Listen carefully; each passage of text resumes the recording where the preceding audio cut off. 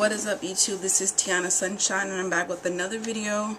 If anyone have seen my previous videos, it's about hair and my daughter and my life, and today's video is about my life. To break it down to you, yesterday I took my little sister, who's 8, to her school here where I live, and we were driving down the street and I noticed these homeless people in need. I told my sister, I was like, do you see those people over there? She goes, yeah. And I said, it's so sad that people have to sleep outside because they don't have a home to sleep in or a place to go to lay their head at night, but an empty doorway on the side of a church building. So when I dropped her off at school, it got me to thinking, what would God want me to do? What's in my heart for me to do? And what came to mind for both reasons was to supply them with some food. I would hope that someone would do the same for me. So, after I dropped off my sister at school, I went to the local market at Ralph's, and I got them 2 Lunchables, 2 bottles of water, the big tall Smart Water, and then threw in a couple of scratchers. And when I went back, I told them that I saw you guys sleeping here in the cold, and I thought that you guys could, that you guys wanted some food. So they grabbed the bag right away and said thank you. There was 2 women. One looked like she was about in her 20s. One looked like she was about in her 50s. Now, they didn't look like they were homeless for a long time, but it's not the point. The point is they were homeless.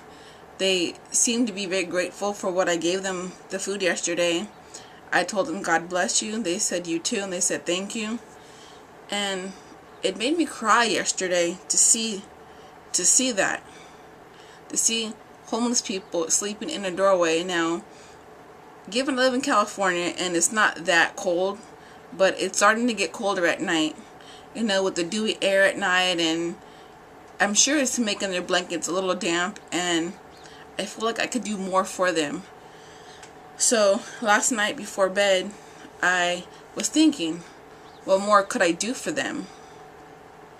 And so I decided, well, I have some gloves that my grandmother had bought, that she'd bought for me and her and I, and I never used them. They're from Target, never used, and I decided, well, if I see them this morning when I take my sister, tomorrow, today, when I take my sister to school, I will give them some gloves. So my sister and I saw them again. I dropped her off at school and I went back and I said, oh, I'm sorry, I know that it's cold at night, I don't mean to bother you, but here's some gloves. The older woman said thank you. The other younger one, she was still sleeping, and I felt really good. I didn't do it just for God. That's what God would want me to do, but I did it for me in my heart, because I'd hope that someday, sorry, I'm crying, sorry, it just touches my heart, because if there was ever a day where I was homeless, or me and my daughter were homeless, I'd hope that someone would help me in my time of need, and it's like I posted on my Facebook. I had one for family, one for friends, and one on my family Facebook, one of my friends that I consider my sister, she put on there, good job, Tiana, you did a great thing, and then she said the sad thing is that how many people just drove by and passed them up and didn't even think to help or want to help. And one of my aunts said that I was an angel, and my friend said, oh, I'm a great person, and I'm just a person who helps people, who wants to help people, who would expect the same thing from someone else if I was in need. You know what I mean? Like, it's just heartbreaking to see people homeless. And I remember watching, I don't know how many years ago, on a talk show, not sure which one, but that's irrelevant. The point is, this woman was on the show saying people who are homeless, that's their fault. They're just lazy. They could get off their feet if they wanted to and make something of themselves, or get into a house or apartment, or have a place to stay. And it's like, some people that are homeless, they hit rock bottom. They lose their jobs. They can't afford to live in their apartments. They may not have anyone to turn to. So they have no other choice but to sleep in their doorway, or on a park bench, or on the curb somewhere, or the street somewhere, or sidewalk, whatever the case may be. I remember staying at my uncle's house down in San Diego, California, when I just graduated high school for 3 weeks. Me and my cousin stayed at his apartment. We were walking down to the Gaslam district one night, and we saw this guy sleeping on the side of the street with like a thin blanket and a jacket and his belongings. And I was like, what is this? Like I've never really seen someone sleep outside before like that. And I told my cousin, and I'm like, that's sad, but we just kind of blew it off like whatever, because I was 19 and she was 18 years old, and we could have really cared less at that time. But now I see it a lot more as I'm an adult, and I want to help people. Like, I want to be not, Tiana the famous person, Tiana the do-gooder, Tiana the one that helps people out. So I was talking to my friend last night, my friend Rudy, and we were talking about starting a food drive sometime next year. It's gonna take some time to prepare and everything, and not just food but clothing, because I think people fail to realize that homeless people are people in need in general, whether you be homeless or let's say you live in an apartment. And it's not just sorry, there's a bug flying over there. It's not just food and not just clothing. They need like toiletries. Like, if people want to help the homeless get off the street and get a job and get their own place, you need to, look presentable, you know what I mean?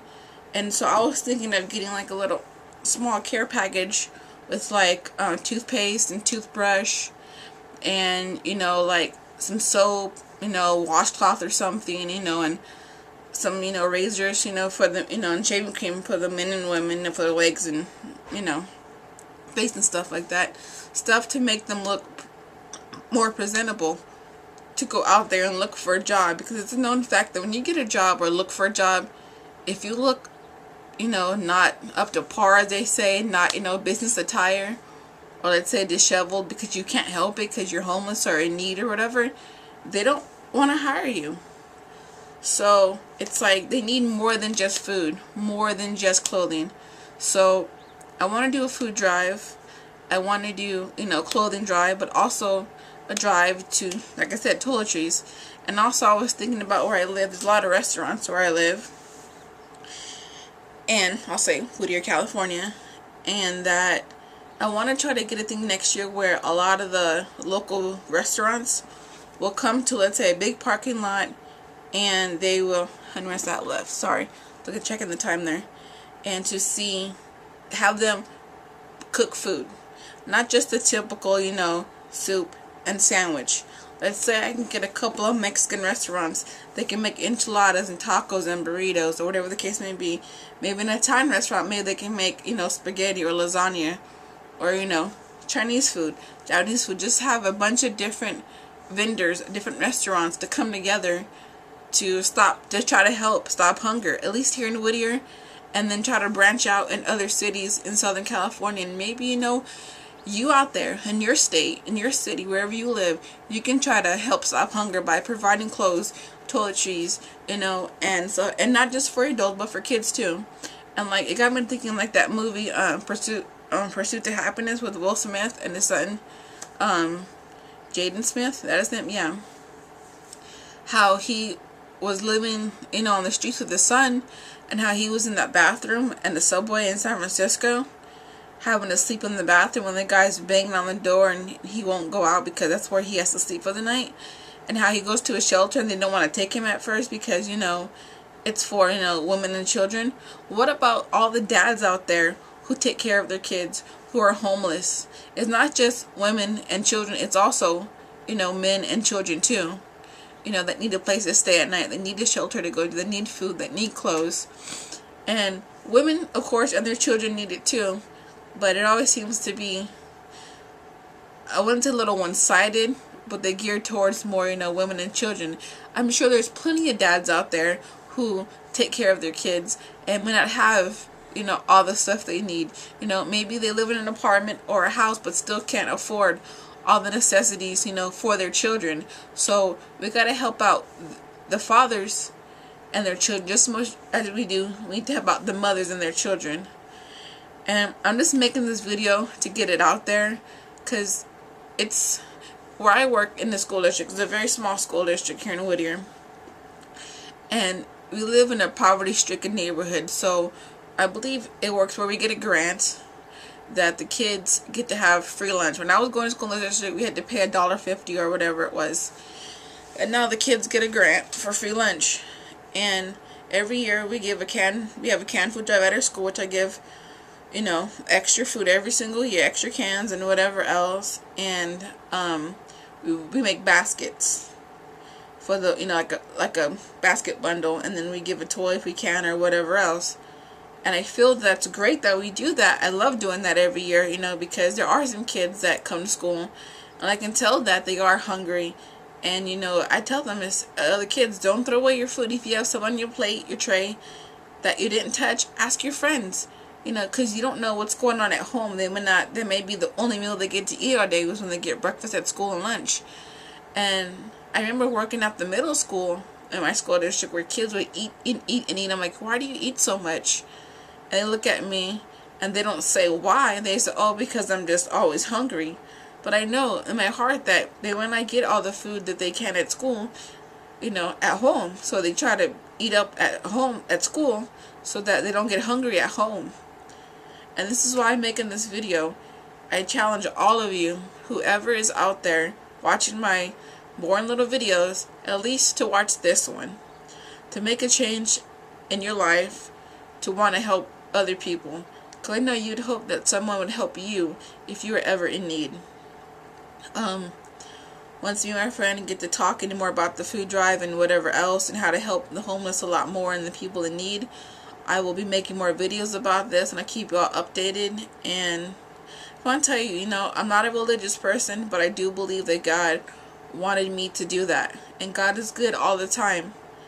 And I'm crying again. Sorry, I feel like I'm crying again.